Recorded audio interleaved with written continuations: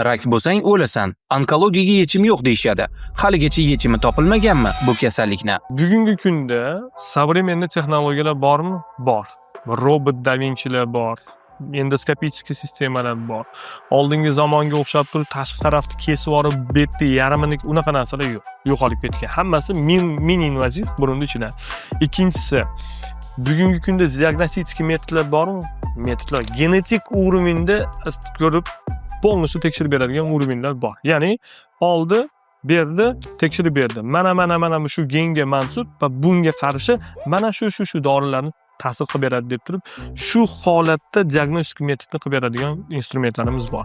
Uchinchisi, eng asosiysi bugungi kunda target lecheniyalar mavjud. Ya'ni dorilarni yangi shaklga chiqqan. Mana shu bemorlarni bugungi kunda agarda ertaroq diagnostik qilsak, to'g'ri diagnostika qilsak va eng asosiysi to'g'ri lecheniya qiladigan bo'lsak, hayotga bemorni qaytarishimiz mumkin.